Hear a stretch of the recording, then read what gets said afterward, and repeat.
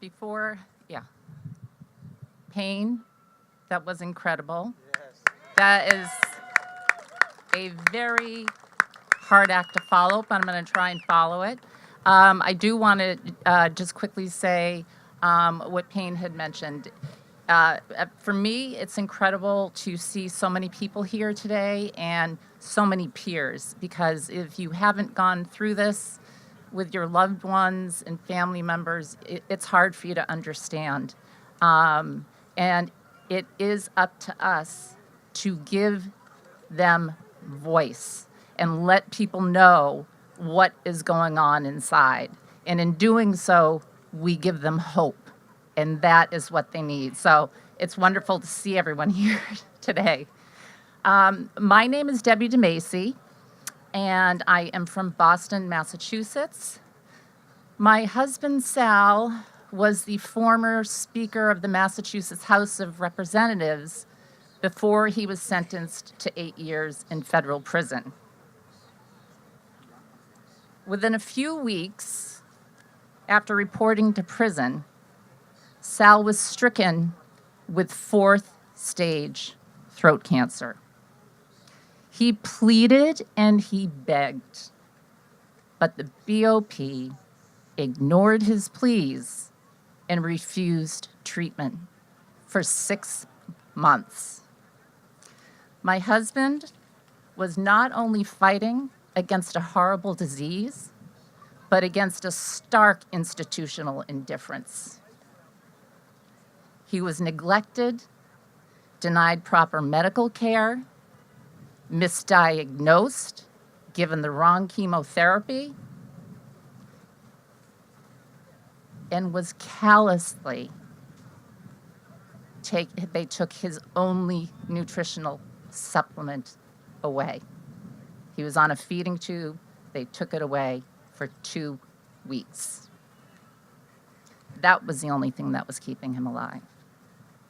This clearly was cruel and inhumane.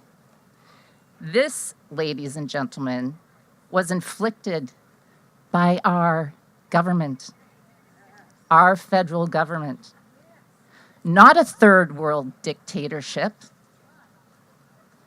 but our government that is supposed to represent,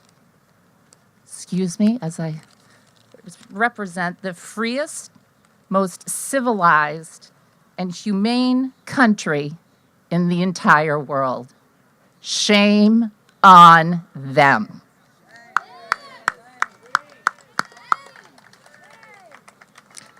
Shame on those who would allow this. My husband's story is not unique. So many others without a voice, without support, and suffering today in our prisons. From 2013 to 2016, over 1,000 inmates died. And during that time, only a handful were let out on compassionate release. This is what you get when you take these and write them in the morning, because I was angry this morning coming down here. So I thought, no, I'm going to say something different. My husband was fortunate to be one of them. For these prisoners who are disabled, for those with severe psychiatric disorders, for those with acute or chronic or terminal disease, a prison sentence is all too often a death sentence. This is unacceptable. So I'd like to share a quote with you by Elie Wiesel. He was a Holocaust survivor, a writer, poet, and Nobel laureate. And when I read this, this seemed so appropriate for today.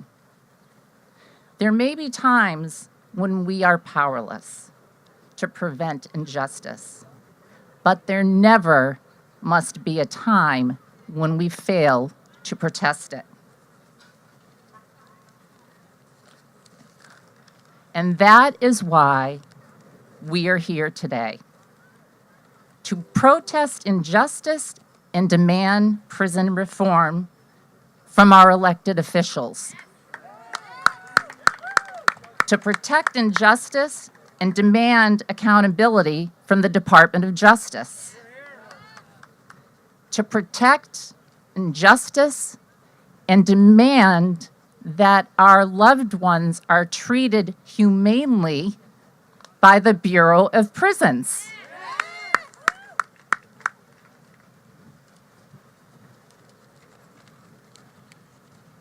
Sorry. I'm going to rile you up because we have to get ready for tomorrow. So what we need is reform. We need it now.